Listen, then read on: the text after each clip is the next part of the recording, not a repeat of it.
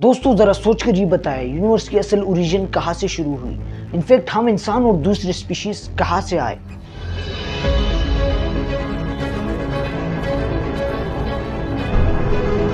एक अंदाजे के मुताबिक एक ऐसा वक्त भी था जहाँ न ज़मीन थी, न आसमान था, न एटम्स थे, न प्लैनेट्स, न स्टार्स और न गैलेक्सीज थी। मगर आज ये सब चीज़ें मौजूद है। आइए जानते हैं कि कायनात कैसे और क्यों वजूद में आया।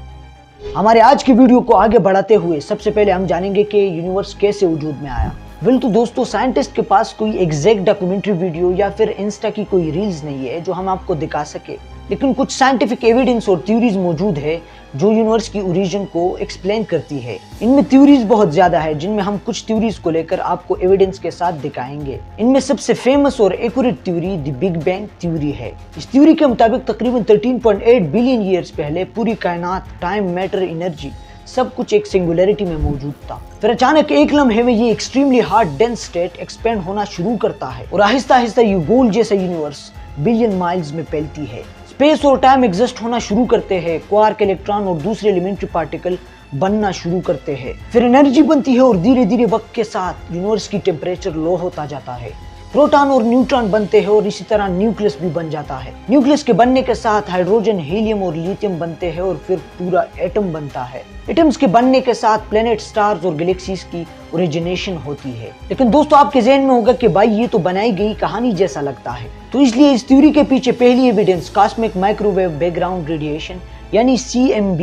दरअसल 1965 में दो साइंटिस्ट ने स्पेस से एक हल्की सी माइक्रोवेव रेडिएशन डिस्कवर की। ये वो रेडिएशन थी जो बिग बैंग के बाद बची हुई टेम्परेचर थी। दूसरी बड़ी एविडेंस रेडशिफ्ट गैलेक्सीज का है। इसमें साइंटिस्ट ने देखा कि ये जो गैलेक्सीज है, जैसा कि हमारा वाला मिल्की वे गैलेक्सी है, दूसरा एंड्रोमेडा और इसी तरह कई और गैलेक्सीज है, वो हमसे दूर होती जा रही है। जो गैलेक्सीज हमसे जितना दूर है वो उतनी तेजी से दूर होती जा रही है, जो एग्जैक्टली हमें बता रहा है कि यूनिवर्स एक्सपेंड हो रहा है। तीसरी एविडेंस ये है कि बिग बैंग थ्योरी के मुताबिक बिगिनिंग में हाइड्रोजन, लिथियम और हीलियम के जो मखसूस मिकदार पैदा हुई थी, साइंटिस्ट ने पाया है कि वही एग्जैक्ट अमाउंट आज भी बरकरार है। इस बिग बैंग थ्योरी के अलावा और भी कई सारे थ्योरीज है, जैसे कि स्टेडी स्टेट थ्योरी, जो बताती है कि यूनिवर्स हमेशा से मौजूद है और कंटिन्यूसली मैटर में कन्वर्ट होता जा रहा है। खैर, बिग बैंग थ्योरी ने हमें ये बताया कि यूनिवर्स कैसे बना, लेकिन दो सवाल और भी है जो बिग बैंग थ्योरी को पीछे छोड़कर हमें एक दूसरी डायरेक्शन में ले जाती है। पहला सवाल ये है कि यूनिवर्स की बनने से पहले क्या था। तो साइंटिस्ट जो सबसे बिगिनिंग पॉइंट डिस्क्राइब कर सकती है उसे कहते हैं प्लैंक टाइम, जो करीबन 10⁻⁻43 सेकंड का होता है। इस पॉइंट से पहले की हालत का कोई भी हिसाब आज के फिजिक्स के लिहाज से पॉसिबल नहीं है।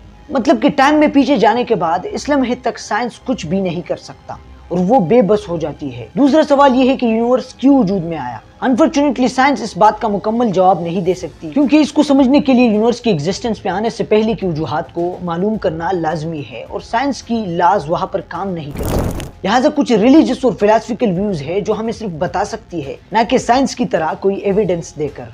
फिलॉसफी एक तरफ कहती है कि यूनिवर्स का कोई भी मकसद नहीं और ये बस है, और दूसरी कहती है कि शायद यूनिवर्स में अपनी कैपेसिटी थी और अपने वजूद को समझने के लिए ह्यूमंस को पैदा करना। अब रिलीजन्स तो बहुत है जिनके अपने अपने थ्योरी है। इनमें क्रिश्चियंस का मानना है कि गॉड ने यूनिवर्स, आसमान और जमीन को किसी खास मकसद के लिए पैदा किया है। हिंदूज का मानना है ब्रह्मा, जो कि उनका गॉड है, उन्होंने यूनिवर्स को पैदा किया है। एक दूसरा गॉड विष्णु, जो कि उसकी हिफाजत करता है, जबकि तीसरा गॉड शिवा उसे खत्म करता है। और इसी तरह यूनिवर्स खत्म होकर पैदा होता है और ये एक साइकिल है। ज्यूज का मानना है कि गॉड ने कायनात को पैदा किया है और उनके प्रॉफिट को तौरात यानी होली बुक देकर उनको ये कहा गया है इस बुक पर इंसाफ के साथ जिंदगी गुजारे और खैर का फैलाव करे। जबकि इस्लाम यानी मुसलमानों का मानना ये है कि यूनिवर्स का होना एक एक्सीडेंट नहीं था, बल्कि ये अल्लाह की क्रिएशन है, जिसमें अल्लाह ने ज़मीन बनाई और बहुत सारे प्रॉफिट्स भेजे, जिनमें लास्ट प्रॉफिट मोहम्मद सल्लल्लाहु अलैहि वसल्लम थे और यही वो प्रॉफिट थे जिन पर होली कुरान नाजिल हुआ था। दोस्तों, ये तकरीबन 1400 साल पहले की बात है, जो आज भी कुरान में मौजूद है कि अल्लाह जिस चीज को कहता है कि वजूद में आ, तो वो वजूद में आता है। यानी कि अल्लाह ने यूनिवर्स को कहा कि बन जाओ तो वो बन गया। इसी तरह दूसरी तरफ अल्लाह कहता है कि मैंने जमीन और आसमान के दरमियान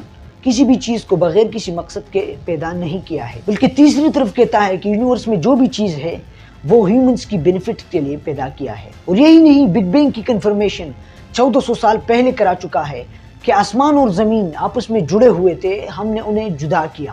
یونیورس کی ایکسپینشن کے بارے میں کہتا ہے کہ ہم نے آسمان کو ایک فورس کے ساتھ بنایا اور ہم اسے ایکسپینڈ کر رہے ہیں۔ اب دوستو مان لیا کہ بگ بینگ ہوا ہے کیونکہ اس کے سائنٹیفک ایویڈنس ہے جو کہ قرآن نے 1400 سال پہلے یہ کنفرم کیا تھا، لیکن بگ بینگ کا خود ہونا تھوڑا ونڈرنگ ہے۔ بات کا مقصد ہے کہ کوئی انرجی تھی جو اس ڈینس اسٹیٹ کو ڈسٹرب کر گئی اور وہ یونیورس بن گیا۔ اسی طرح اگر یہ پلینٹ، سٹارز، گلیکسیز اور اسپیشلی ارتھ کے اندر یہ سارے چیزیں، ماؤنٹینز، کلاؤڈز، اوشینز، ان سب کا خود سے ایک ڈسپلن میں ہونا کیسے پاسبل ہو سکتا ہے؟ اب یہ ہمیں بتاتی ہے کہ ایک کریچر ہے، دی گریٹسٹ کریچر، جو ان ساری چیزوں کو ہینڈل کرتا ہے۔ انفیکٹ دوستو، ہم ہیومنز کی اوریجن کہاں سے شروع ہوئی؟ یہ سوال بھی دماغ کو اندر سے کھا رہا ہے۔ سائنس کے مطابق 4 ملین ایئرز پہلے ارتھ پر ایک ایسے آرگینزمز موجود تھے جو ہیومنائٹ فیملی سے تعلق رکھتے تھے، یعنی ہم ہیومنز، چمپینزیز اور گوریلاز کے اینشینٹ سپیشیز ایک ہوا کرتا تھا، یعنی کہ ہیومنز یہاں سے اوریجنیٹ ہو چکی ہے۔ جبکہ اسلام کہتا ہے کہ اللہ تعالیٰ نے فرسٹ ہیومنز یعنی کہ آدم علیہ السلام کو مٹی سے پیدا کیا، اس کے ساتھ اس کے لیے فیمیل پارٹنر کو اس کے left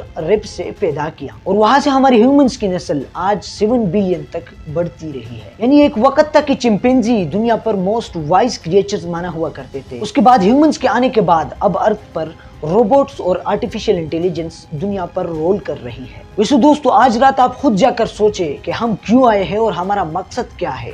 Why does the universe exist? Why is there something rather than nothing at all? I mean, this is the super ultimate why question.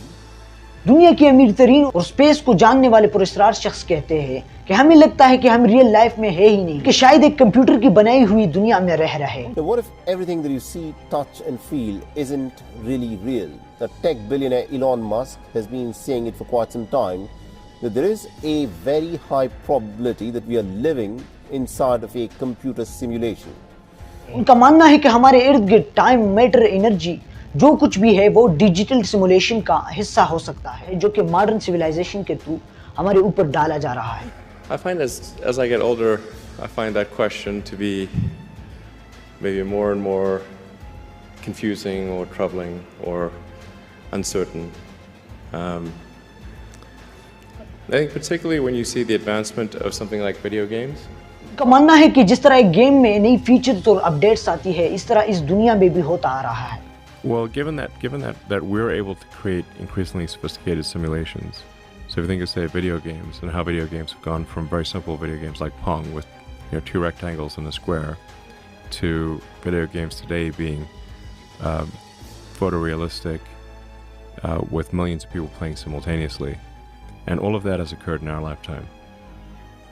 So if that trend continues, video games will be indistinguishable from reality. یعنی پھر وہی قرآن کی آیت جس میں اللہ کہتا ہے کہ اے انسان، اگر تم زمین کی حدود سے نکل سکتے ہو تو نکلو، تم نہیں نکل سکتے مگر صرف اس کے اجازت سے۔ دوستو، ایلان مسک کا ماننا ہے کہ ہم ایک سرکل میں جی رہے ہیں، نہ ہم اس سرکل سے باہر جا سکتے ہیں اور نہ کوئی باہر سے اندر آ سکتا ہے۔ باقی آپ خود سوچئے۔ والسلام۔